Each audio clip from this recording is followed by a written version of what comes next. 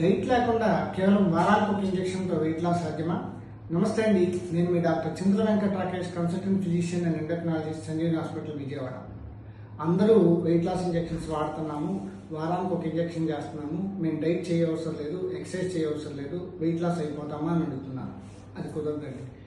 ఎందుకంటే మన బాడీ ఇది జీవితకాలం వాడేటటువంటి ఇంజెక్షన్ కాదు. కొన్నాళ్ళ పాటు వాడిన తర్వాత దాని డోస్ తగ్గుతూ ఉంటుంది, లేదా మెయింటెనెన్స్ ఫేస్లో కొన్నిసార్లు ఆపుతాం. అలా ఆపుతున్నప్పుడు ఆ తగ్గిన బరువు కానీ లేదా తగ్గినటువంటి షుగర్ కానీ మళ్ళీ తిరిగి నార్మల్ స్టేజ్కి రాకుండా ఉండడానికి మన డైట్ చాలా ఇంపార్టెంట్.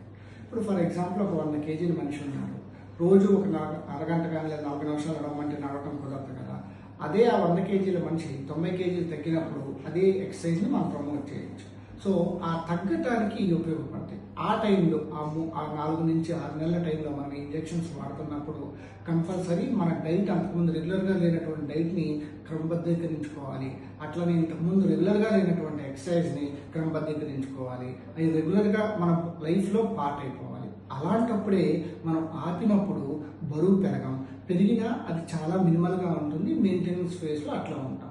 అలా కాకుండా నేను ఏదైనా తినేస్తాను లేదా నేను ఎక్సర్సైజ్ చేయను, నాకు డైట్ చేయటం కుదరదు అంటే మాత్రం చేసినప్పుడు ఇంజెక్షన్ చేసినప్పుడు తగ్గుతారు, కానీ తర్వాత మళ్ళీ తిరిగి వచ్చేటటువంటి ఛాన్స్ ఉంది.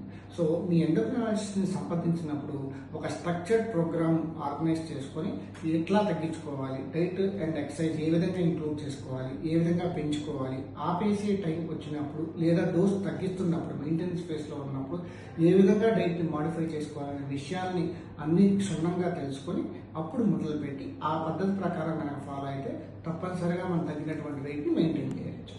నమస్తే.